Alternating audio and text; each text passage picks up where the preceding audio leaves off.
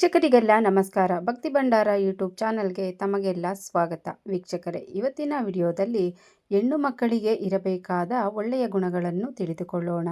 ಸಂಸ್ಕಾರವಂತ ಹೆಣ್ಣು ಮಕ್ಕಳು ಈ ಗುಣಗಳನ್ನು ದಿನನಿತ್ಯದ ಜೀವನದಲ್ಲಿ ಪಾಲಿಸುತ್ತಾ ಬಂದರೆ ನಿಮ್ಮ ಜೀವನವು ಗೆಲುವಿನ ಹಾದಿಯಲ್ಲಿರುತ್ತದೆ. ಅದರಲ್ಲೂ ಮದುವೆಯಾದ ಹೆಣ್ಣು ಮಕ್ಕಳು ಈ ಗುಣಗಳನ್ನು ಪಾಲಿಸಿದರೆ ಮನೆಯೇ ಮಂತ್ರಾಲಯ, ಮನಸೇ ದೇವಾಲಯ ಎಂಬ ಮಾತು ನಿಜವಾಗುತ್ತದೆ. ಆ ಗುಣಗಳು ಯಾವುವೆಂದು ಬನ್ನಿ ಈ ವಿಡಿಯೋದಲ್ಲಿ ತಿಳಿದುಕೊಳ್ಳೋಣ. ವೀಕ್ಷಕರೇ, ಮದುವೆಯಾದ ಹೆಣ್ಣು ಮಕ್ಕಳು ಸೂರ್ಯೋದಯಕ್ಕೆ ಮುಂಚೆ ಏಳುವುದು ಹಿಂದೂ ಧರ್ಮದ ಸಂಪ್ರದಾಯವೆಂದೇ ಹೇಳಬಹುದು. ಇದು ಎಲ್ಲ ಹೆಣ್ಣು ಮಕ್ಕಳಿಗೂ ಅನ್ವಯಿಸುತ್ತದೆ. ಆದರೆ ಮದುವೆಯಾದ ಗೃಹಿಣಿಯರು ಮುಖ್ಯವಾಗಿ ಈ ವಿಷಯಗಳನ್ನು ತಿಳಿದುಕೊಳ್ಳಬೇಕಾಗುತ್ತದೆ. ಮದುವೆಯಾದ ಹೆಣ್ಣು ಮಕ್ಕಳು ಕಾಲುಂಗುರ, ಮಾಂಗಲ್ಯವನ್ನು ತೆಗೆದು ಇಡಬಾರದು. ಹಾಗೆಯೇ ಇವನ್ನು ತೆಗೆದಿಟ್ಟು ಹೊರಗಡೆ ಹೋಗಬಾರದು. ಇದರಿಂದ ಲಕ್ಷ್ಮೀದೇವಿಯ ಕೃಪಾಕಟಾಕ್ಷದಿಂದ ವಂಚಿತರಾಗುತ್ತೀರಿ. ಹಾಗೆಯೇ ಮುತ್ತೈದೆತನವನ್ನು ತೆಗೆದಿಟ್ಟು ಓಡಾಡುವುದರಿಂದ ನಿಮ್ಮ ಮನೆ ಏಳಿಗೆ ದಿನ ಕಳೆದಂತೆ ಕ್ಷೀಣಿಸುತ್ತಾ ಬರುತ್ತದೆ.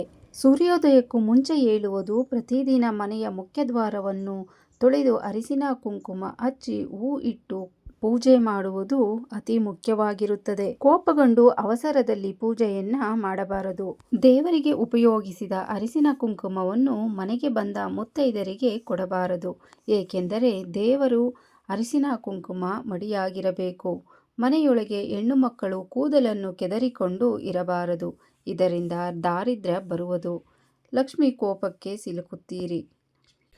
ಊಟ ಮಾಡುವ ಸಮಯದಲ್ಲಿ ಮನೆಗೆ ಯಾರಾದರೂ ಬಂದರೆ ಅವರಿಗೆ ಎಂಜಲು ಕೈಯಿಂದ ಏನನ್ನೂ ಕೊಡಬೇಡಿ. ಕೈ ತೊಳೆದುಕೊಂಡು ಕೊಡಿ. ಹಾಗೆ ಊಟದ ತಟ್ಟೆಯನ್ನು ಎಂಜಲು ಕೈಯಿಂದ ಎತ್ತಬೇಡಿ.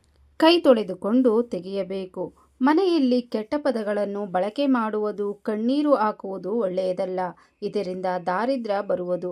ದೇವರ ಪೂಜೆಯನ್ನು ಮಾಡುತ್ತಾ ನಿಮಗೆ ಗೊತ್ತಿರುವ ದೇವರ ನಾಮ, ಸ್ತೋತ್ರ, ಮಂತ್ರಗಳನ್ನು ಪಠಿಸಿಕೊಂಡು ಪೂಜೆಯನ್ನು ಮಾಡುವುದು. ಇದರಿಂದ ಮನಸ್ಸು ಪ್ರಶಾಂತವಾಗುವುದು. ಯಾವುದೇ ಕಾರಣಕ್ಕೂ ಮನೆಯಲ್ಲಿರುವ ಆಹಾರವನ್ನು ಹೊರಗಡೆ ಎಸೆಯಬೇಡಿ. ಹಾಗೆಯೇ ಆಹಾರವು ಕೆಳಗೆ ಬೀಳದಂತೆ ಎಚ್ಚರ ವಹಿಸಬೇಕು. ಒಂದು ವೇಳೆ ಬಿದ್ದರೂ ಯಾರ ಕಾಲಿಗೂ ಸಿಗದಂತೆ ಮುಂಚೆನೇ ತೆಗೆದು ಬಿಡಬೇಕು. ಮನೆಯಲ್ಲಿ ಹಿರಿಯರಿಗೆ ಮತ್ತು ತಂದೆ ತಾಯಿಯರಿಗೆ ಗೌರವವನ್ನು ಕೊಡಬೇಕು. ಪೂಜೆಯ ಕಾಲದಲ್ಲಿ ನೀವು ಕುಳಿತುಕೊಳ್ಳುವ ಆಸನ ದೇವರ ಆಸನಕ್ಕಿಂತ ಎತ್ತರವಾಗಿ ಇರಬಾರದು. ದೇವರಿಗೆ ಎಡಗೈಯಿಂದ ಹೂವನ್ನು ಇಡಬಾರದು. ಒಣಗಿದ ಹೂವನ್ನು ಮುಡಿಯಬಾರದು. ದೇವರಿಗೂ ಅಷ್ಟೇ ಒಣಗಿದ ಹೂವನ್ನು ಇಡಬಾರದು. ಯಾರೇ ಮನೆಗೆ ಬಂದರೂ ಅವರನ್ನು ಉಪಚರಿಸಬೇಕು. ಮಂಗಳವಾರ, ಶುಕ್ರವಾರ ಯಾರಾದರೂ ಮಹಿಳೆಯರು ಮನೆಗೆ ಬಂದರೆ ಅರಿಶಿನ ಕುಂಕುಮ, ಹೂವು, ತಾಂಬೂಲ ಕೊಟ್ಟು ಕಳಿಸಬೇಕು. ಮಂಗಳವಾರ, ಶುಕ್ರವಾರ ಯಾರೇ ಮಹಿಳೆಯರು ಮನೆಗೆ ಬಂದರೆ ಅವರನ್ನು ಮಹಾಲಕ್ಷ್ಮಿ ಸ್ವರೂಪವಾಗಿ ಕಾಣುವುದು ಹಿಂದೂ ಧರ್ಮದ ಒಂದು ಸಂಪ್ರದಾಯವಾಗಿದೆ.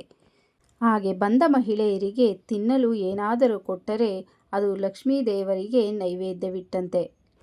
ಮನೆಗೆ ಬಂದ ಮಹಿಳೆಯರನ್ನು ಬರಿಗೈಯಿಂದ ಎಂದಿಗೂ ಕಳುಹಿಸಬಾರದು.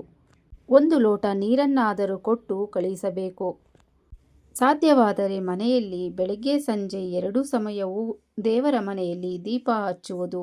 ಸ್ನಾನ ಮಾಡಿದ ನಂತರ ಹಾಸಿಗೆ ಮೇಲೆ ಕುಳಿತುಕೊಂಡು ಮತ್ತೆ ಪೂಜೆಯನ್ನು ಮಾಡಬಾರದು. ಮದುವೆಯಾದ ಹೆಣ್ಣು ಮಕ್ಕಳು ಕೈಗೆ ಗಾಜಿನ ಬಳೆ, ಕಾಲಿಗೆ ಕಾಲಿನ ಗೆಜ್ಜೆ ಹಾಕುವುದು, ಹೂ ಮುಡಿಯುವುದು, ಅರಿಶಿನ ಕುಂಕುಮ ಹಚ್ಚಿಕೊಳ್ಳುವುದು, ಸೀರೆಯನ್ನು ಉಡುವುದು ಇವೆಲ್ಲವೂ ಲಕ್ಷ್ಮಿಯ ಸ್ವರೂಪವಾಗಿರುತ್ತವೆ. ಹಾಗೆ ಮನೆಯಲ್ಲಿ ಕೆಟ್ಟ ಪದಗಳನ್ನು ಬಳಸಬಾರದು. ಮಕ್ಕಳನ್ನು ಬೈಯಬಾರದು.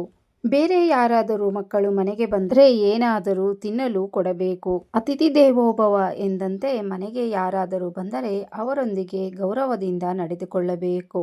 ಮನೆಯ ವಿಷಯಗಳನ್ನು ಬೇರೆಯವರೊಂದಿಗೆ ಚರ್ಚಿಸಬಾರದು. ಹೆಣ್ಣು ಮನೆಯ ಕಣ್ಣು. ಮುಖ್ಯವಾಗಿ ಮದುವೆಯಾದ ಹೆಣ್ಣು ಮಕ್ಕಳು ಈ ಗುಣಗಳನ್ನು ಪಾಲಿಸಿದರೆ ಮನೆಯು ವೈಕುಂಠವಾಗುತ್ತದೆ. ವೀಕ್ಷಕರೇ, ಈ ಮಾಹಿತಿ ನಿಮ್ಗೇನಾದರೂ ಇಷ್ಟವಾದರೆ ದಯವಿಟ್ಟು ಒಂದು ಲೈಕನ್ನು ಮಾಡಿ. ಹಾಗೆ ಇನ್ನಷ್ಟು ವಿಡಿಯೋಗಳಿಗಾಗಿ ಸಬ್ಸ್ಕ್ರೈಬ್ ಮಾಡಿಕೊಂಡು ಸಪೋರ್ಟ್ ಮಾಡಿ. ಧನ್ಯವಾದಗಳು.